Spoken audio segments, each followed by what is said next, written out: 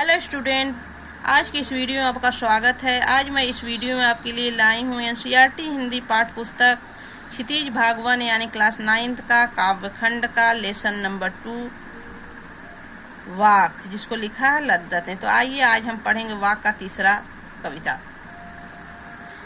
आई सीधी राह से गई न सीधी राह, सुषुम सेतु पर खड़ी थी बीत गया दिन आ, जेब टटोली कौड़ी न पाई माझी को दू क्या उतराई।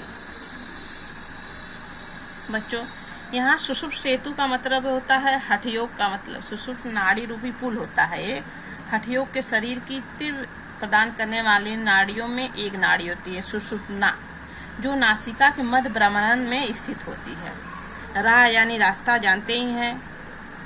कौड़ी यानी पैसे से मतलब है। माझी जो यानी जो नाव को खेता है, यानी जो नाव को पानी में पार लगाता है, उसको माझी कहते हैं। तो यहाँ माझी का मतलब ईश्वर रूपी माझी से है। आई सीधी राह से गई न सीधी राह। बच्चों, इस कविता में कवित्री अपने जीवन के नजदीकी समय पाकर देख रही हैं, यानी जीवन के अंतिम पड़ाव पर है, यानी बूढ़ी हो चुकी हैं, अर्थात उनकी मृत्यु करीब आने वाली है। वह सोच रही कि उन्होंने जीवन में क्या किया।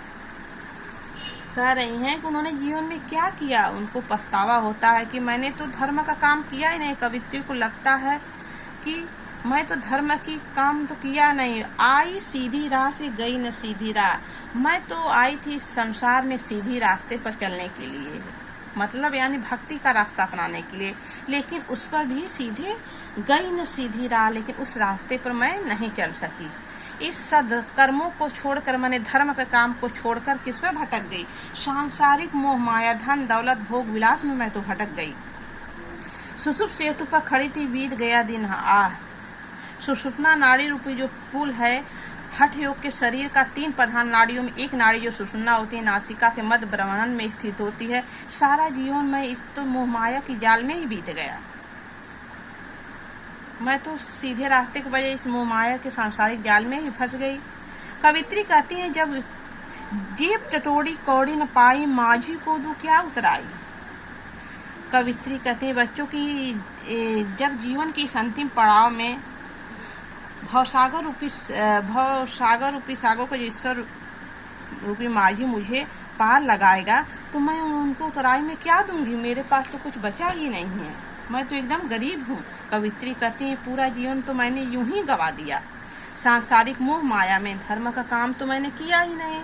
सदकर्म रूपी कौड़ी तो मेरे पास बची नहीं। तो माझी रूपी जो ईश्वर है, मैं माझी को दू क्या उतराई। इस माझी रूपी जो ईश्वर है, इस भव सागर को पार लगाने में उनको उतराई क्या दूंगी। लेखिका कहती है बच्चों, कवित्री कहती हैं कि मैं तो बहुत गरीब हूँ, मेरे पास तो कुछ भी नहीं ईश्वर को उतराई के रूप में देने के लिए।